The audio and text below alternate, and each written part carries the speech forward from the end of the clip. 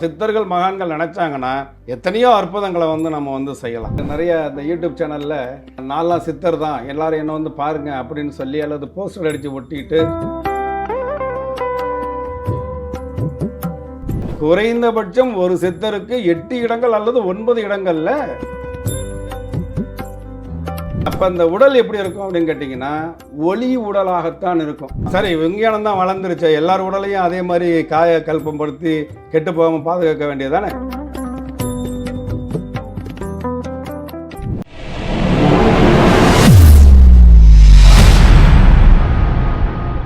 யாரோ டிவைன் நேயர்களுக்கு வணக்கம்.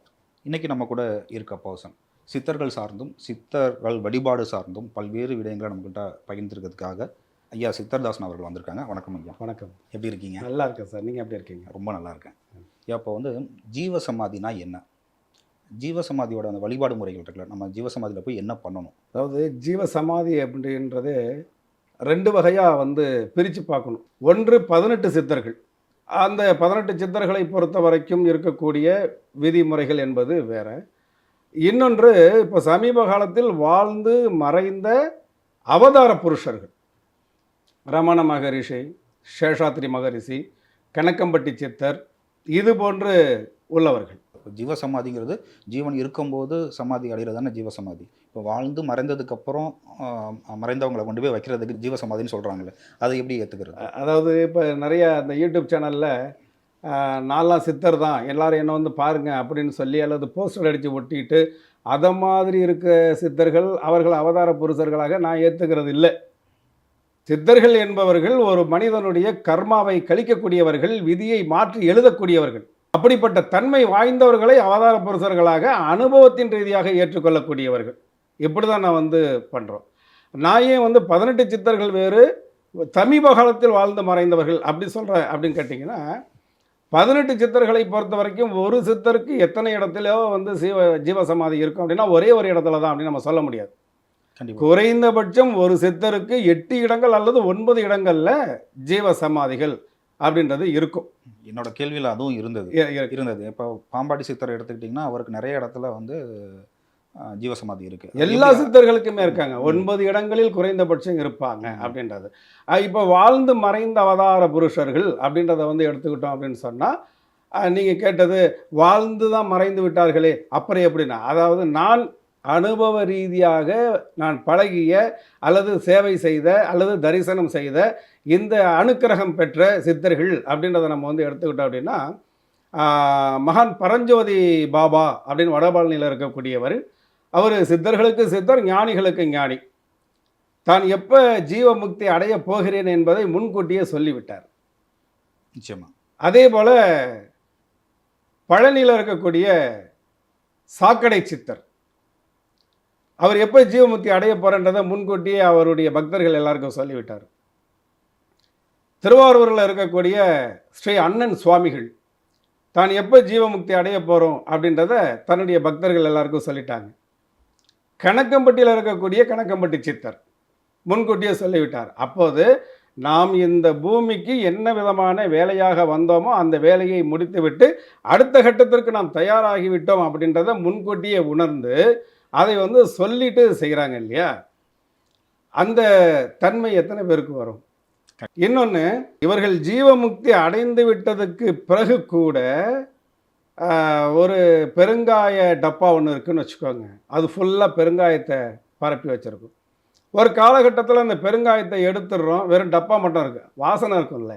நிச்சயமாக இருக்கும். அப்போ சாதாரண இந்த பெருங்காய டப்பாவுக்கே இந்த உணர்வுகள் இருக்குது அப்படிங்கும் பொழுது, இவர்களெல்லாம் அந்த பிரபஞ்சத்தினுடைய அந்த இயக்கம்னு சொல்கிறோம் பாருங்க, அதையே சில நிமிடங்கள் நிறுத்தி வைக்கக்கூடிய வல்லமை பெற்றவர்கள். அதைத்தான் சொன்ன, விதியை மாற்றி எழுதக்கூடிய வல்லமை பெற்றவர்கள். அவர்களுக்குள்ள அந்த ஜீவன் அதே இடத்துல தான் இருக்கும். அப்போ அந்த உடல் எப்படி இருக்கும் அப்படின்னு கேட்டிங்கன்னா ஒளி உடலாகத்தான் இருக்கும். சாதாரணமாக மனிதர்கள் இறந்து போனதுக்கு பிறகு அவங்கள போயிட்டு புதைக்கும் வழக்கம் இருக்கக்கூடியவர்கள் புதைச்சதுக்கு பிறகு என்றைக்கோ ஏதோ ஒரு காரணங்களால் தோண்டி பார்க்கும்போது அந்த எலும்பு கூடு கூட மிஞ்சுமாங்கிறது சந்தேகம். ஆனால் இவர்களுக்கு அப்படி கிடையாது, அந்த முழு உடலும் அழியாமல் இருக்கும். நீங்கள் பார்த்துருக்கீங்களா?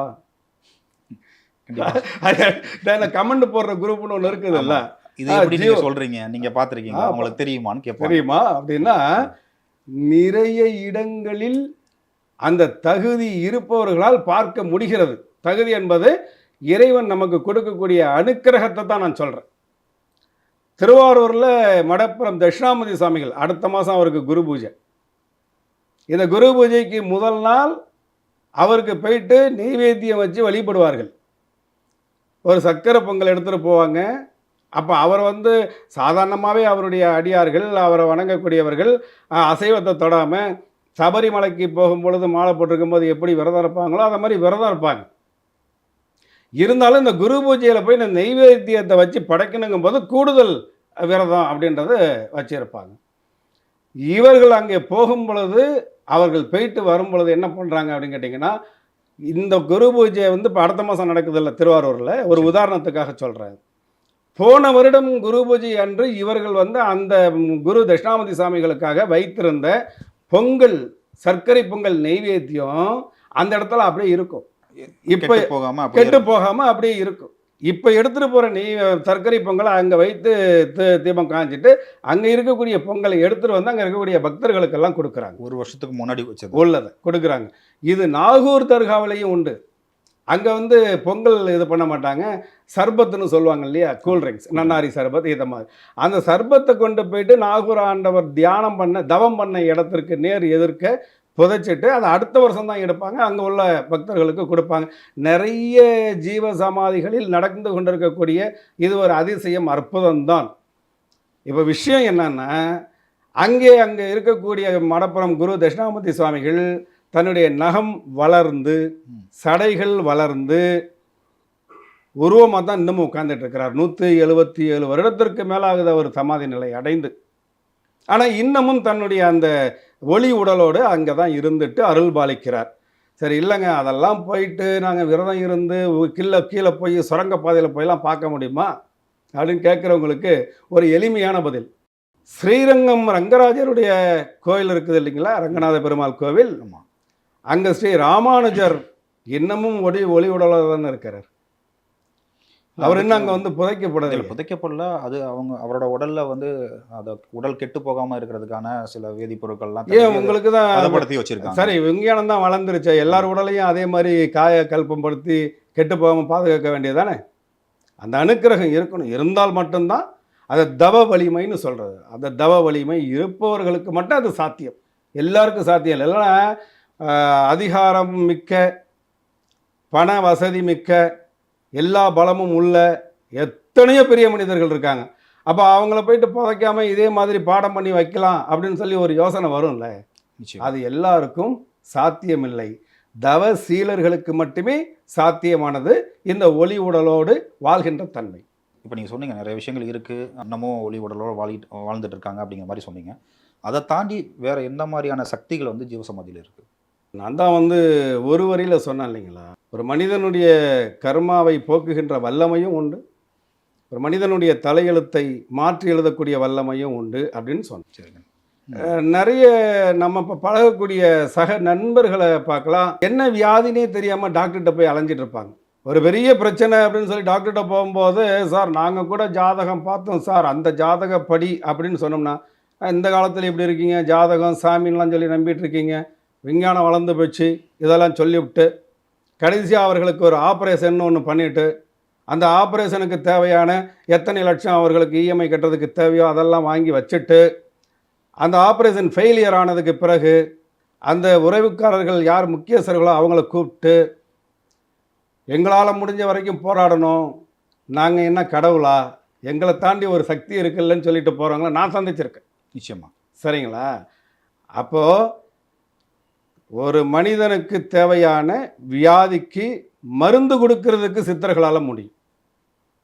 அவங்களுக்கு ஸ்கேன் தேவையில்லை, எக்ஸ்ரே தேவையில்லை, தன்னுடைய அந்த ஜீவ பார்வையால், அந்த அனுக்கிரக பார்வையால் பார்க்கும் பொழுதே உங்கள் உடலில் என்ன பிரச்சனை, அந்த பிரச்சனைக்கு என்ன விதமான மருந்துகள் எடுக்கணும், என்ன விதமான உணவுகள் எடுக்கணும், இதை எல்லாத்தையும் சொல்லி உங்களை வழி நடத்தி ஆரோக்கியத்தை கொடுப்பதற்கு சித்தர்களால் முடியும். நிச்சயமாக. வாழ்க்கையே தத்ரியமாக போயிட்டுருக்கு அப்படின்ன உடனே இந்த விட்டலாச்சாரியார் படத்தில் வர மாதிரி நான் 15 நாள் தொடர்ச்சியாக சித்தர் கோயிலுக்கு போனேன், கும்பிட்டேன், கோடீஸ்வரன் ஆகிட்டேன், அந்த கதை இல்லை.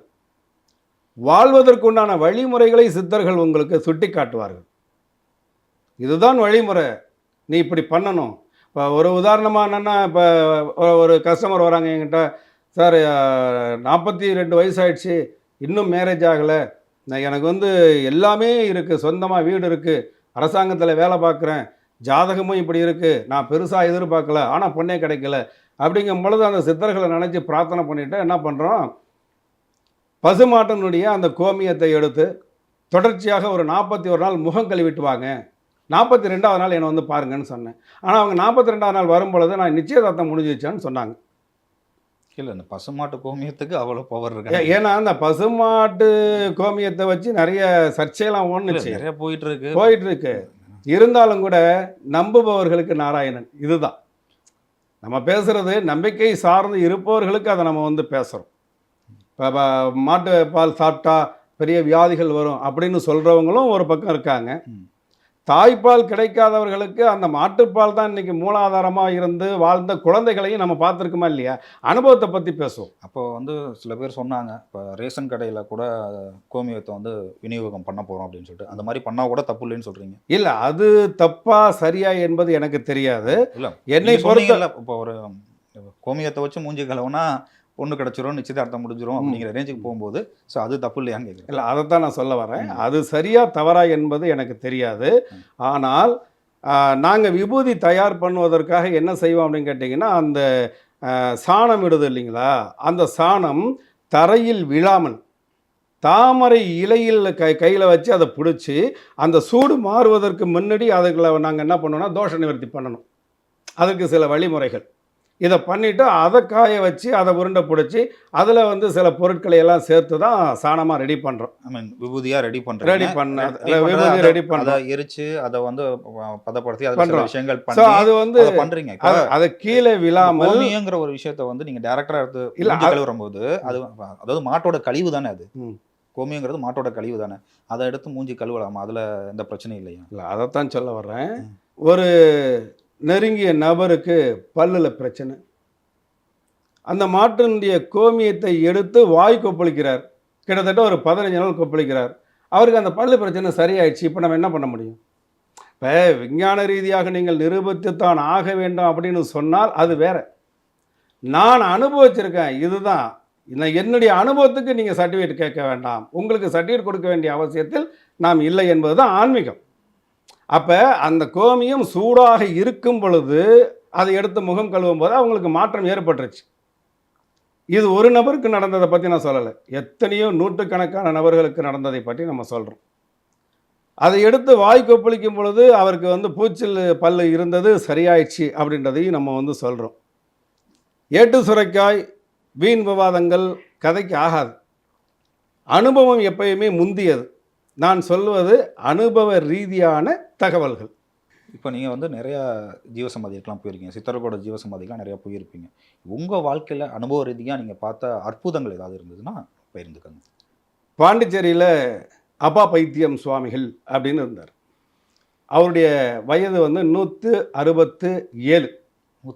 167 அந்த வயது வரை வாழ்ந்தவர் அப்பா பைத்தியம் சுவாமிகள். அங்கே இருக்கக்கூடிய மிக முக்கியமான, அதை கிட்டத்தட்ட பாண்டிச்சேரியுடைய முதலமைச்சருக்கெல்லாம் அவர் தான் குருநாதர். இவர் என்ன பண்ணுறாரு அப்படின்னு கேட்டிங்கன்னா, பல மனிதர்களுக்கு நேராகவே, எதுவும் மறைமுகமாகவோ அப்படிலாம் இல்லை, நிறைய பக்தர்களுக்கு நேராகவே. அந்த காலத்தில் வந்து ஸ்ட்ரீட் லைட்டு வந்து ஒரு பல்பு தான் இருக்கும், இப்போ இருக்கிற மாதிரி அந்த நீட்டில் இருக்குது, அந்த குண்டு பல்புன்னு சொல்லுவோம்ல, அதுதான் இருக்கும். அப்போ அடிக்கடி வந்து பீஸ் போகும். உடனே என்ன பண்ணுவாங்கன்னா, அந்த ஈபியில் வேலை பார்க்குற அந்த லைன்மேன் என்ன பண்ணுவார்னா, நிறைய ஒயரெல்லாம் எடுத்துகிட்டு போவார், அதுலேருந்து ஒரு பீஸ் ஒயரை கட் பண்ணி அதில் போய் முறுக்கி விடுவார். இப்போ நிறைய மாற்றங்கள் ஏற்பட்டு போச்சு. அப்போ பீஸுக்குன்னு தனியாக வந்து கருவிகள்லாம் வந்துடுச்சு. அப்போ பீஸ் போயிடுச்சு, கரண்ட்டு இல்லை அப்படின்னா ஒயரை எடுத்துகிட்டு போய் அதை கட் பண்ணி 2 இடத்துல முறுக்கி விடுவாங்க. அப்போ ஒரு கோவில் ஒன்று கட்டி அந்த கோவிலில் கும்பாபிஷேகத்திற்கு ஏற்பாடு செய்து, அந்த எந்த கோவில் கட்டினாலும் என்ன பண்ணுவாங்கன்னா, அந்த மூலஸ்தானத்திற்கு கீழே எந்திரம் வச்சு பிரதிஷ்டை பண்ணுவாங்க. ஆமாம். அந்த எந்திரத்தை நான் தங்கத்தகட்டில் தான் எழுதணும் ஆனால் தங்க தகடு வாங்குற அளவுக்கு இப்போ என்கிட்ட சூழ்நிலை இல்லை.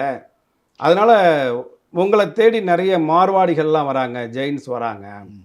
அவங்கள்ட்ட யார்ட்டையாவது சொல்லி எனக்கு கொஞ்சம் கோல்டு கொடுக்க சொல்லுங்கள், அதை வச்சு நான் எந்திரம் மாதிரி ரெடி பண்ணி அந்த விநாயகருக்கு கீழே வைக்கிறேன்னு சொல்லி ஒரு குரூப்ஸ் வந்து கேட்குறாங்க. இவர் யார்ட்டையும் போய் கேட்க மாட்டார், அப்பா பைத்தியம் சாமிகள். அப்போ அவர் என்ன பண்ணுறார், பேசிகிட்டு இருக்கும் பொழுது அவர் அந்த பெரிய கடை வீதியில் சாக்கடை ஓரத்தில் தான் உட்காந்துருப்பார் அப்பா பைத்தியம் சாமி. இப்போ பேசிகிட்டு இருக்கும்போது என்ன பண்ணுறாருன்னா, அந்த லயன்மேன் சைக்கிளில் வந்துட்டுருக்கிறார். அந்த லைன்மேனை கூப்பிட சொல்கிறார். அவர் வராங்க. வந்தோடனே அந்த பீஸ் போடுறதுக்காக கொஞ்சம் துண்டு ஒயர் வச்சுருப்பாங்க இல்லையா, அந்த ஒயரில் ஒரு பீஸ் வாங்குகிறாங்க. அதை உள்ளே இருக்கக்கூடிய அந்த கம்பியை உருவுறார். அந்த கம்பியை உருவி வாங்கி இவர் டீ குடிச்சிட்டு ஒரு சின்ன கிளாஸ் வச்சுருப்பாங்க. அந்த கிளாஸ்லேருந்து தான் பக்கத்தில் இருக்கக்கூடிய சாக்கடை ஓடிட்டுருக்கோம். அந்த சாக்கடையிலேருந்து கொஞ்சம் தண்ணியை எடுத்து வைக்கிறார். அதை வச்சுட்டு என்ன பண்ணுறாருன்னா, இந்த ஒயரை தூக்கி அந்த ஒயரில் இருக்க கம்பியை எடுத்தாங்க இல்லையா, இந்த கம்பியை எடுத்து அந்த கிளாஸில் போடுறாங்க. அதை போட்டதுக்கு பிறகு எடுத்துட்டு திரும்ப கொஞ்சம் எச்சல் துப்பி அந்த ஒயரில் இருந்த கம்பியை எடுத்து கையில் கொடுக்குறார். கொண்டு போய் உருக்கி எந்திரம் செஞ்சுக்கோன்னு சொல்கிறார். அது சுத்த தங்கமாக மாறியது.